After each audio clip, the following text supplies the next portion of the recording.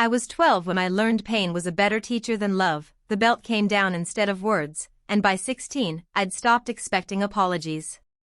My childhood home ran on a currency of compliance, where my brother Caleb could shatter a lamp and I'd be the one scrubbing the floor for his mess. Girl meant maid, boy meant king. It wasn't just tasks, it was a language carved into my bones. You're here to serve, make yourself useful, earn your keep. I heard those words more often than my own name, Lila. Caleb never touched a sponge, never swept a crumb.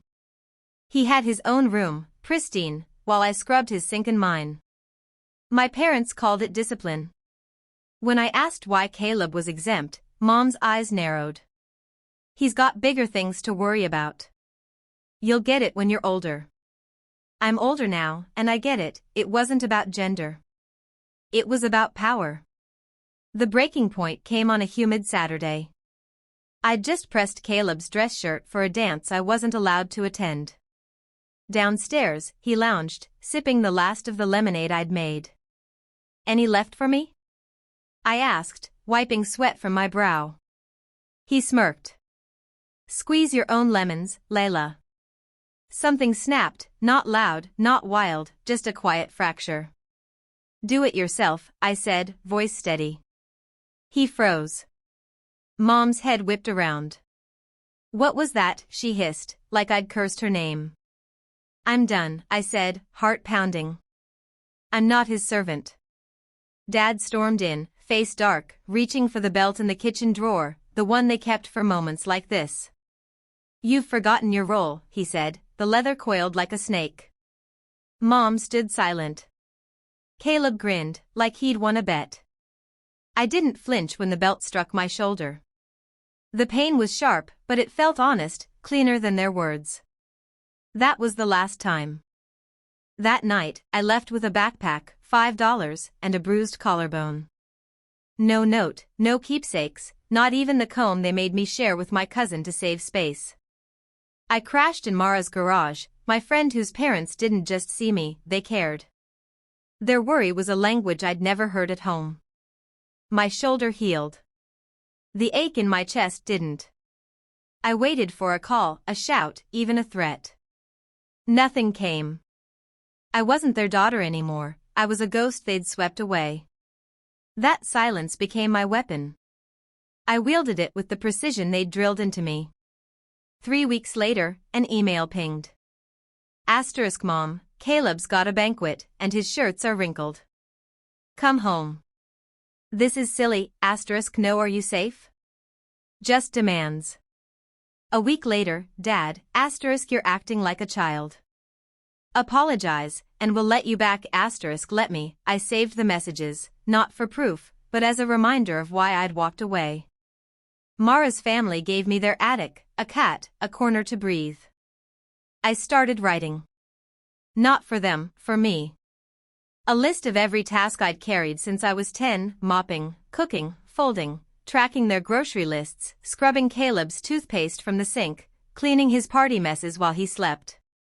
It wasn't chores, it was a life stolen. They owed me, not in cash, but in the void I'd left behind. Word trickled back. A neighbor, Mrs. Hale, saw me at the market. Your mom's struggling, she said. Caleb's missing deadlines. Your dad's suits look like he slept in them. They were unraveling, too proud to admit I was gone, telling people I was off finding myself. Their lie couldn't hide the truth, their house was crumbling without me. Mom begged the church for meals, claiming a sprained wrist. Caleb hauled laundry in garbage bags. Dad's shirts stayed creased. I didn't gloat. I didn't need to. My absence was louder than any scream. I sent them a box. No letter, just remnants of their control, chore lists with my name in their handwriting, a chipped mug they gave me to remember my place. I left it on their porch and vanished. They stopped emailing. They'd learned silence, too, not mine, theirs. They had no words left to bend me. When my aunt died, the kind one, who once whispered, "You're worth more," I went to her funeral. Black sweater, no fuss. My parents saw me and froze. Dad's hands trembled, Mom's eyes darted. They didn't speak. They couldn't. I stood in the sunlight, holding her obituary, while whispers swirled. My cousin Nora approached. "They're selling the house," she said. "It's too much without you. They say it feels cursed." It was. I haunted them with every empty drawer, every unwashed plate. I finished my nursing course months later. Mara cheered in the front row at the pinning ceremony. My parents weren't invited. They weren't dead, but they were buried in my past. I heard scraps over time. Caleb lost another job, Dad collapsed at the store, Mom posted sob stories online about disloyal kids. They painted me as the villain. Fine. I was their villain, forged in their fire. Now, I live in a small apartment, mine, warm, still. I cook for myself, fold my own clothes, wake for my patients, not their demands. Every Sunday, I treat myself to coffee, no one watching, no one judging. They raised me to be a tool, so I let them rust. They treated me like nothing, so I gave them nothing back. My silence isn't absence, it's justice. And every peaceful day I live, their empty house echoes louder. Please subscribe and share where you're watching from in the comments.